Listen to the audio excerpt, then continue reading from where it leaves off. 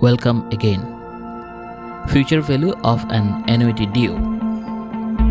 In the previous lecture, you have seen the derivation of formula and also an example of calculating the future value of an ordinary annuity. This lecture is actually similar to that one, but the formula will be a bit different because there is a difference between ordinary annuity and annuity due, and also we'll apply, after deriving the formula, we'll apply it using an example. So let us start. Let us consider the same 3-year annuity and let us look at the cash flow. Here we are using the similar cash flow timeline, but you can see the difference. The difference is the cash flows are shifted 1 year backward. How? Previously, in case of ordinary annuity, you have seen that the first cash flow was in year 1, second one was in year 2, and third one was in year 3. But now the whole set of cash flow has shifted by 1 year, so that the first cash flow is in year 0, the second one in year 1, and the third one is in year 2. The reason is, in case of annuity due, we generate, the cash flows are generated at the beginning of year, so everything will be shifted backward by 1 year. Okay, and because of that shift, okay, our formula will have a little adjustment. Rest of the things are the same.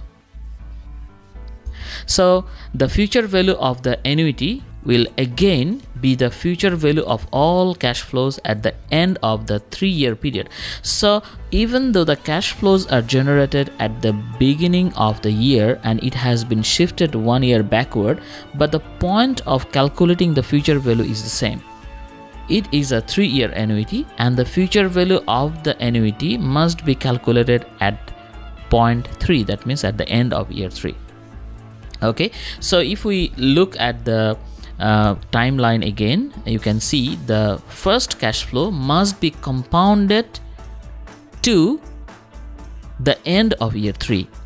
So for doing that, we have to compound it for 1 year, 2 year, and total 3 year. This is why we have got the exponent 3 here.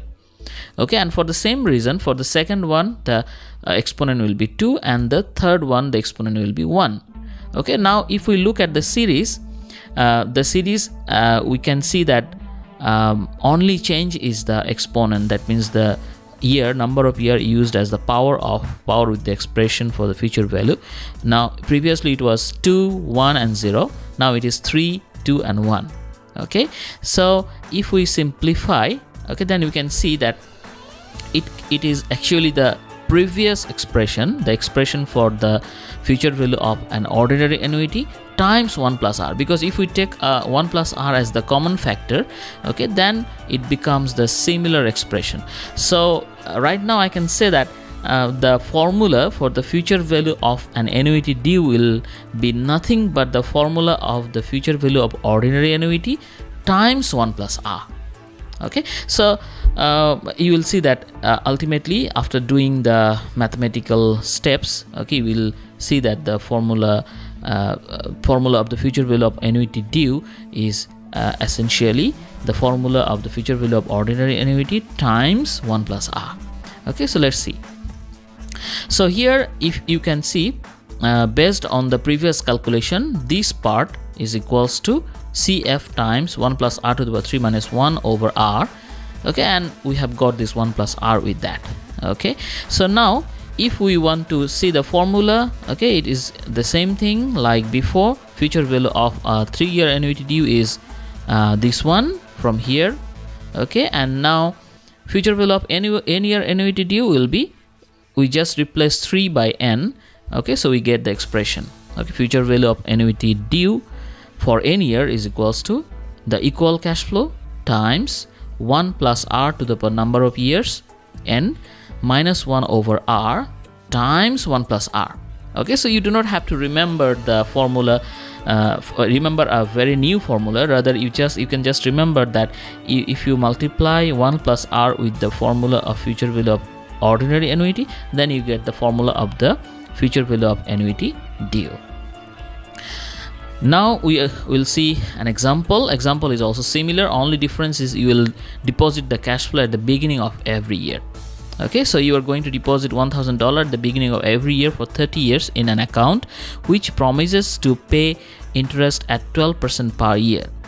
If you withdraw the balance only after 30 years, how much would you be able to withdraw? Okay, so if we look at the cash flow timeline, the same thing happened. Okay, the cash flow, entire 30 cash flows has shifted backward by 1 year.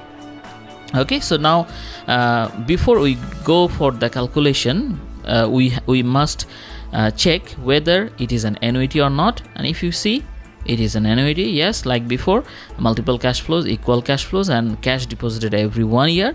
Is it an annuity due? Okay, so before you use the formula for annuity due, you must be sure that that it is an annuity due. Okay, so if you check, yes, the cash deposited at the beginning of every year. Okay, so this is why this is an annuity due. And the third one, how many years of annuity?